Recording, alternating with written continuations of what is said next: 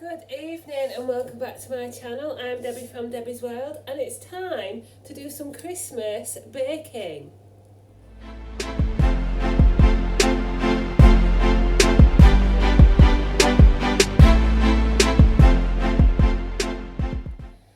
Well, how nice it is to see you all today, and it's a long time since I've done a little video, but I am back with teeth fully restored, so that's one good thing.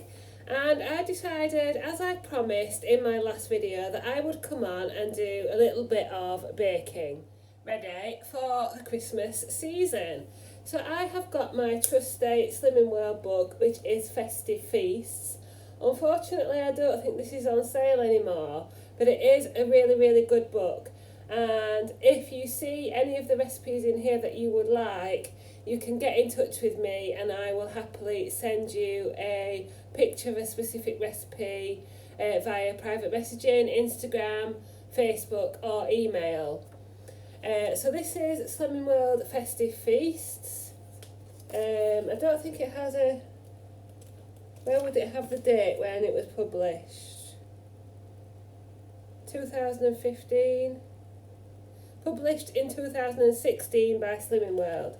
Anyway, we're going to do two recipes, one which I have shown before on the channel, so we won't go too much into that one, but the first one we haven't shown before is this Pavlova Wreath, which is on page 100 in the Sweet Dreams section.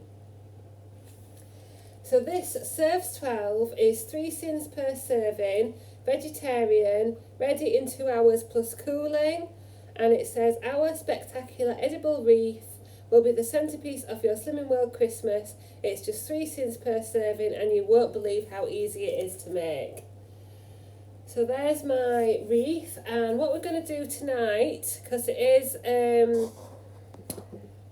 it's about 6:30 on Friday evening, we're going to do the first bit of the recipe, just making the meringue, and then we're going to do the decoration the next day. Obviously it will be one big video for you, but for the meringue you need 4 large egg whites, 175 grams of caster sugar, which I've put away somewhere, so 175 grams of caster sugar, it's there, look, I found it, caster sugar, 3 tablespoons of sweetener granules, a level teaspoon of corn flour, and half a teaspoon of white wine vinegar. You'll also need possibly an egg separator and electric whisk. The other thing that you need to do is preheat your oven to 120 degrees fan, 100 degrees gas, 120 fan or 100, a gas mark half.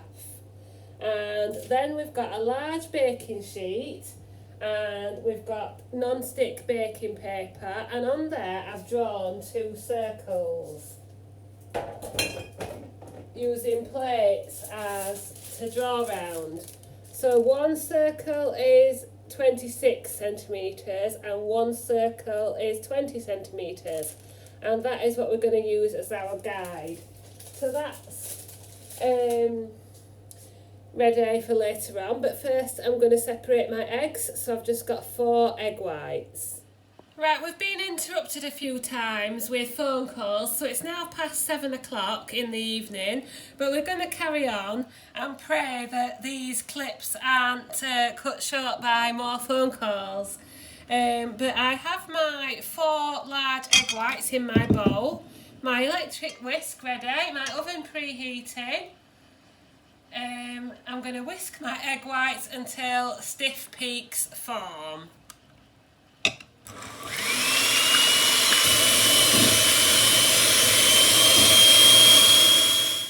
So I have got my eggs whisked to stiff peaks, and who's going to be the tester as to whether they are stiff enough? There's Andrew with his glasses on. See how stiff that is? Very stiff. Look at the meringue as well. Let's see what the next step is.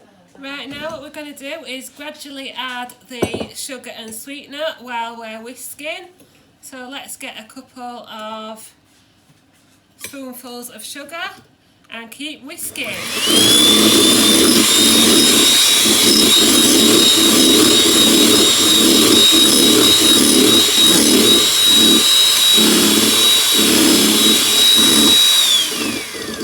And what you're looking for here is stiff and glossy meringue. So I think we've got our stiff and glossy meringue there. I'll try and show you a little bit better in the next clip, but first I want to add a level teaspoon of the corn flour and half a teaspoon of white wine vinegar. So if I can get the top off. So half a teaspoon, that's more than enough. And we'll give that another whisk and then I'll try and show you the mix a bit better. Trouble with this kitchen in the evening is that there's shadows wherever you try and film. But I hope you can see that is what your mix should look like. I think that qualifies as stiff and glossy meringue. So let's move over to our baking tray and have a go at making this wreath. And there you can probably see a bit better while the camera's turned this way, the two circles that I've drawn. So we have got to try and make a circle wreath with a spoon and some mixture. Now I am not the most artistic of people at all. I'll tell you what the book says. Using a large metal spoon, arrange 12 spoonfuls of the Pavlova mixture between the two marked circles to form a wreath shape. The spoonfuls should be touching. Then lightly swirl and very slightly flatten each spoonful with the back of the spoon. So,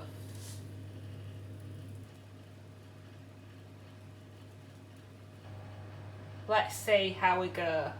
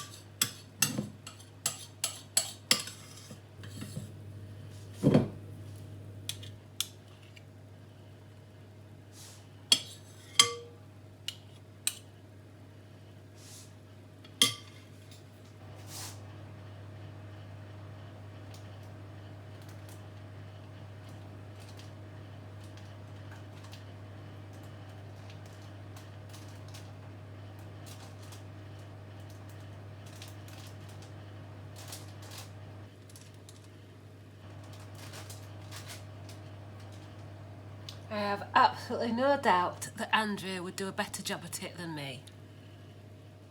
I just want to make it plain that I am not claiming to be Margella or what's her name, Mary Berry or a kitchen goddess. I am just in my kitchen making the best of what I've got, trying to show that anybody can have a go at these recipes.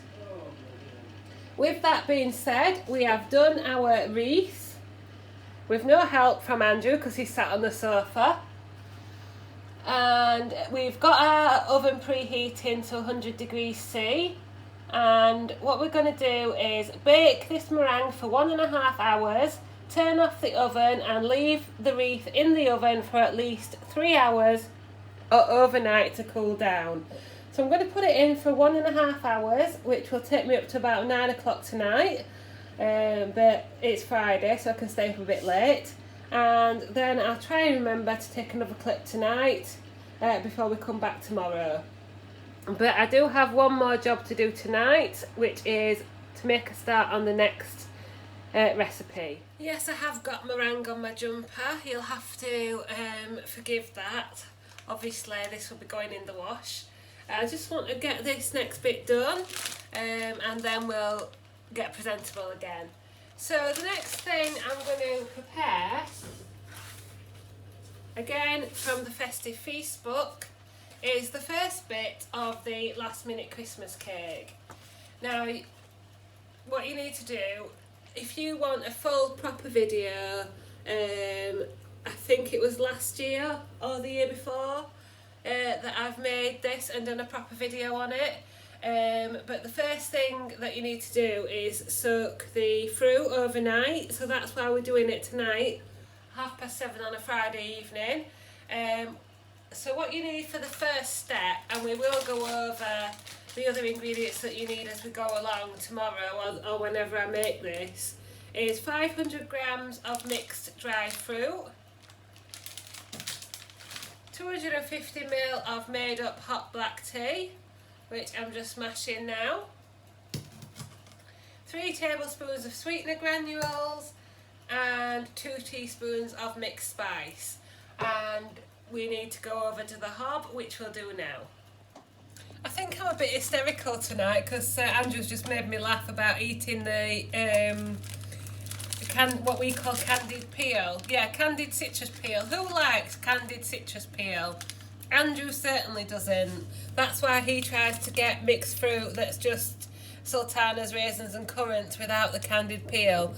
So he's a bit scandalised that I'm adding it to my fruitcake. But anyway,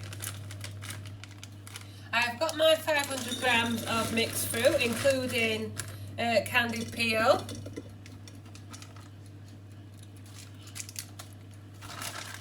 Mustn't forget that last piece of candied peel. Then I'm going to add 2 teaspoons of mixed spice,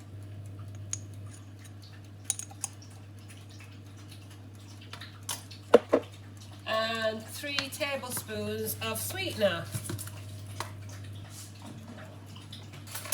Can you hear Charlie having a drink?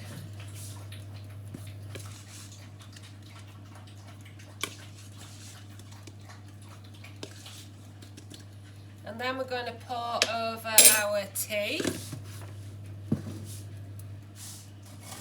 Again, I've scandalised Andrew by not using the cheap tea bags. I'm using loose leaf tea.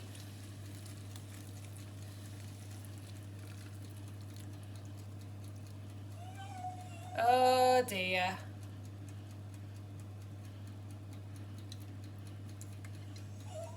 I'm coming, Charlie. And then we need to put this in the pan on the hob and slowly bring to the boil.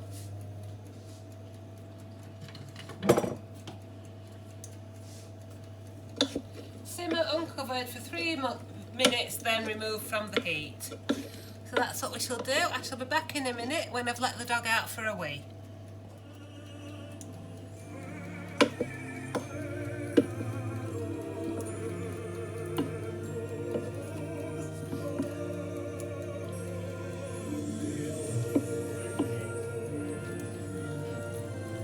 Thank you.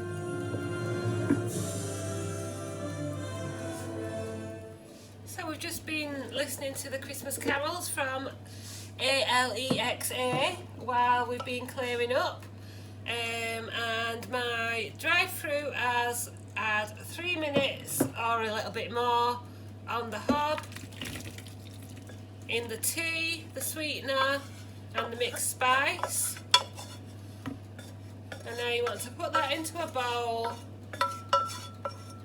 and leave it preferably to soak overnight, covered up, and they'll plump up really nice and lovely and soak up all that tea. So I shall leave you for tonight, Oh well, no, not for tonight actually, because I have to show you my wreath when it's done. But my wreath is in the oven. My fruit is soaking, and I've just got the rest of the washing up to do. So I'm going to cover this up now, and as I say, leave it overnight. So it is about 10:30 at night. Turned the oven off about 8:45, and this is going to be left in the oven overnight to hopefully continue hardening and setting my meringue wreath. And then here's my fruit, which has been soaking, and you can see it's already plumped up. So you can get away with leaving it just for 2 or 3 hours, but I'll continue to leave it overnight, and hopefully I will see you tomorrow to continue both these recipes. Well, good morning. It is Saturday morning. It is 10:20. We have had a lazy start to the morning, but we've been out with Charlie. We've had a bit of a play on the floor with the ball. I've got myself a bit more dressed up today so that I can look nice on the videos and like I'm trying to do something professional. I forgot to say that the Christmas cake recipe is on page 104 of the Festive Feast book. I'm gonna go through instead of going through the ingredients, I'm just going to tell you them as I use them, because I have done this on a video before, but we've got a couple of other things to do today. So the things we've got to do today are make this Christmas cake. I want to make a Crustless Quiche as well, so you might see a little bit of that dotted about. And lastly, we are going to decorate our festive wreath. Now, this isn't strictly, this hasn't come out strictly like a meringue. It's not those rock hard meringues like you get in the supermarket. It's really flaky and it's more chewy, but actually that's how I like it. So I'm not sure whether I should have left it in longer or added more corn flour. But it's really delicate and the chewy kind of meringue, but that's what it looks like now, and at some point I'll turn the camera round so you can see it properly. But it's got a lovely creamy beige colour, and we'll decorate that soon. So the first thing we need to do for the cake is our butternut squash. We need to peel and chop it. I forgot to say it's 250 grams of butternut squash or pumpkin that you need, and that is used in the cake, Christmas cake, and it's really nice. Don't judge it until you've tried it. So I've just boiled the butternut squash chunks for 15 minutes, and now I'm going to puree them using my stick blender. So that's that, and then obviously I've got some leftover butternut squash that I'm just going to roast. I haven't got very far with the preparation for my quiche yet, probably making you dizzy. I'm just chopping some peppers up and trying to do everything at once. So the next job for the cake is to puree this butternut squash. So here in my bowl I've got my 500 grams of mixed fruit, which I soaked last night in the black tea. I've got my 250 grams of butternut squash, which I've pureed. I'm now going to add 2 eggs. Now this is the weird ingredient. This is Sarson's browning. The tip says Sarson's browning adds a lovely colour, although you can leave it out if you don't mind a paler cake. And don't worry, you cannot taste it at all. So we're going to add a tablespoon of Sarson's browning.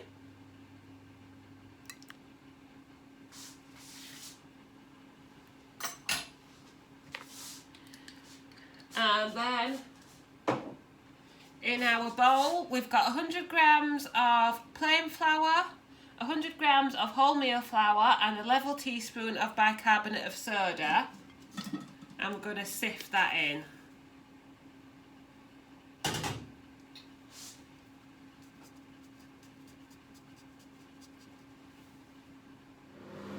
you want to preheat your oven to 160 degrees fan or 140 for a normal oven, gas mark 3, and then a 20 centimetre tin lined with non-stick baking paper. And here's our mix.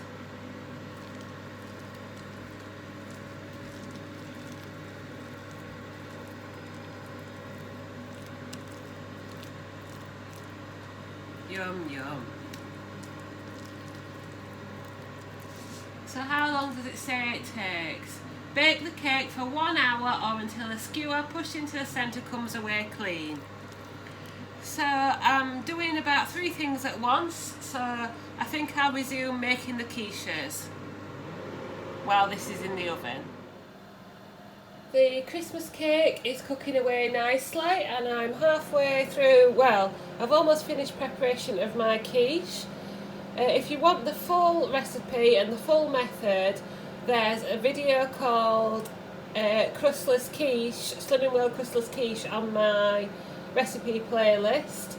This is just a very quick version. So I've got my peppers, fried peppers and some gammon chunks in the bottom there. In here I've got 300 grams of quark, 5 eggs, 120 grams of light cheese, salt, pepper and mixed herbs and mustard, and I'm going to top my peppers and ham with my egg mixture, and I'm going to decorate with some red onion and some tomatoes. So this is the Christmas cake out of the oven. That was in an hour on 150 or slightly lower. That's just cooling. Here's a better view of my meringue. Very, very fragile. Not like the rock hard ones you get in the supermarket, but I'm sure it'll taste really nice. And I'm going to start preparing the decoration. So I've got some raspberries. I couldn't get hold of any strawberries. And I've got some pomegranate seeds. And I've also got some frozen strawberries, which I'm going to defrost shortly. I need some ice. I need to get the icing sugar out. But we've got fresh fruit. If you've got blueberries as well, that's really good. Raspberries halved, small strawberries and blueberries. 250 grams of plain quark and 200 grams of fat-free natural yoghurt. And mint leaves, which I don't have. And we need some more sweetener and some icing sugar. So what we're going to do is, with 100 grams of raspberries and a teaspoon of sweetener, we are going to blend these raspberries. What the book actually says is, with your raspberry puree, you decorate your plate with it.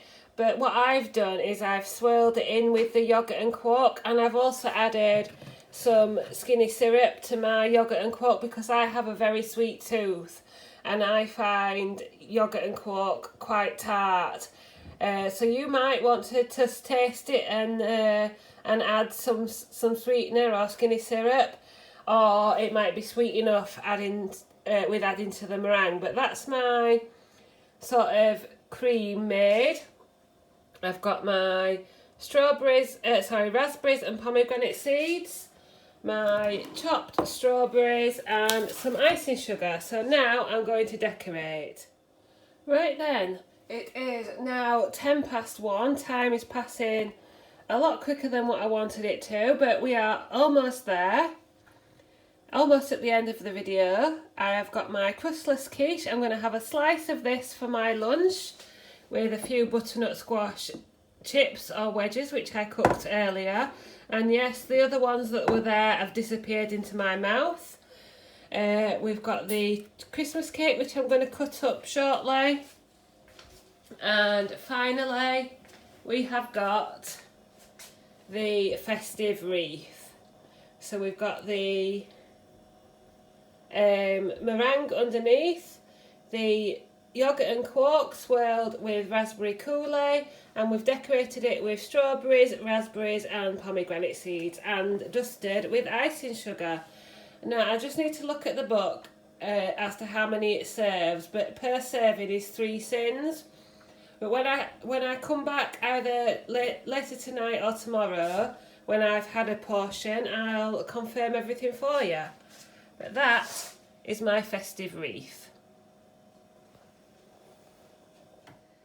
So I actually couldn't resist, and I had some Pavlova Wreath, trying